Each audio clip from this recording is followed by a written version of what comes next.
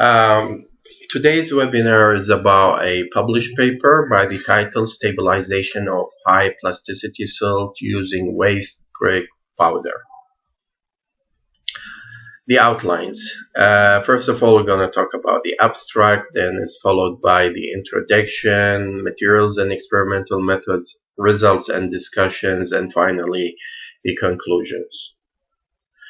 Abstract. The waste generated by brick industries in many countries around the world is increasing significantly due to the continuous expansion of urbanization and industrialization. As a result, more environmental and financial problems are brought about. The aim of this study is to investigate the effect of waste brick powder on stabilizing high plasticity silt and reduce the influence of waste brick powder on the environment. Tests such as Atterbeck limits, compaction test, specific gravity, free swelling and confined compressive strength, California bearing ratio, and permeability were performed for natural and stabilized soil at different ratios of waste brick powder, starting from 0 to 6%, then 12, then 18, 24, up to 30%. So each time we increase the amount of the waste brick powder to the initial value, the increment would be about 6%. So 6 to 6 would be 12, 12 to added with 6 would be 18, 18 with 6 would be 24, and so forth up to 30. The percentage is by the dry weight of the soil sample. Test results showed that liquid limit, plastic limit, plasticity index, linear shrinkage, free swelling, as well as coefficient of permeability have decreased, whereas specific gravity, maximum dry density, and confined compressive strength bearing ratio have increased by adding the waste brick powder to the natural soil. Introduction. Plastic soil swells when it is water saturated, while it shrinks when it is not. Structures built on high plasticity soil are subject to large uplifting forces caused by soil swelling. Methods used for stabilizing the geotechnical properties of soils are known as soil stabilization. It is about developing physical and chemical properties to achieve engineering purposes. Waste brick powder is one of the waste materials that could be used for soil stabilization, as million tons of waste brick powder could be gathered annually. The ratios of the waste brick powder used in this study were of 0%, as I've mentioned.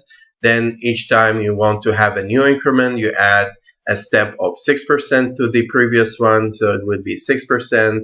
Then you add to it 6, would be 12, then 18, then 24, up to 30%. The ratios are of the dry weight of the mixture. Materials and method. Natural soil. The natural soil used in this study was taken from Khalifan Balistan Road in Saran, Kurdistan region of Iraq at a depth of 1.2 meter within the second layer of the underground, as shown in figure 1. Soil particles were very fine and sticky. So this is the natural soil after being washed. This is the natural soil after being washed. This is the geographical location of where the specimen is taken from and where the test is conducted at Saran University Dilizian campus, Saran City, Kurdistan region of Iraq. Materials. The results of the natural soil test are summarized in the following table. So on the extreme left side of the table, you could see the geotechnical properties, and on the extreme right side of the table, the standard methods used to evaluate these properties. And you could see the value in between these two columns of geotechnical properties and the standard methods used for evaluation purposes. Experimental study. Waste brick powder used in this experiment is waste of fire clay brick. Of course, after being crushed by a crusher in Saran City, Kurdistan region of Iraq, as is shown in this figure. So this is the waste of fire clay brick. And on this side, this waste fire clay brick is being crushed into this fine powder. Analysis of test results. The first test is attribute limit test. So we jump into the graph and we could explain the geotechnical properties like the liquid limit, plastic limit, plasticity index, linear shrinkage. The first one would be the liquid limit, and you could see that the trend of decrement with adding the waste brick powder ratio to the natural soil. Each time you add to the natural soil 6%, for example, you see that it decreases progressively with the increment of the waste brick powder, and it is applied to all of the indices like the plastic limit as well. You could see the trend is is uh, is exactly the same as the liquid limit trend when it progressively decreases each time you add the waste brick powder up to the maximum limit of 30%. The same thing goes to the plasticity index. It progressively decreases each time you increase the increment by 6%, 12%, 18%, 24%, 30%. And the last thing is the linear shrinkage. Again, it decreases progressively each time you add the waste brick powder to the natural soil. Based on compaction test, we go into the graph and we can see the maximum dry density, how it progressively increases. So it is the relationship between the maximum dry density with the amount of waste brick powder added to the natural soil is proportional.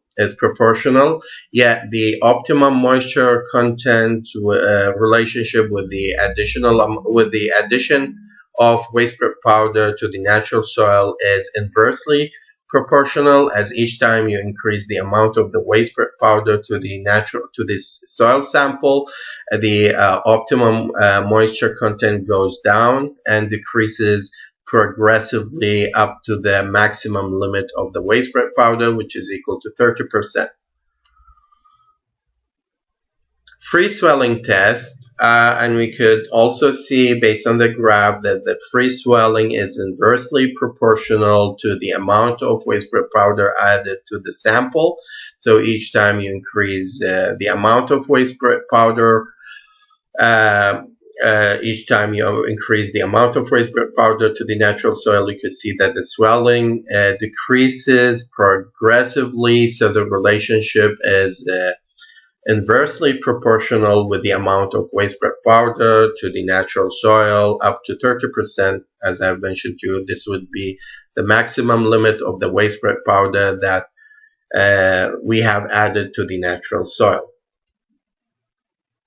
California bearing ratio test, and we could see based on the figure again, the relationship is proportional with the amount of waste brick powder, as each time you increase the amount of waste brick powder to the natural soil, the bearing ratio increases progressively up to the last point where the maximum amount of waste brick powder is added to the natural soil by 30%.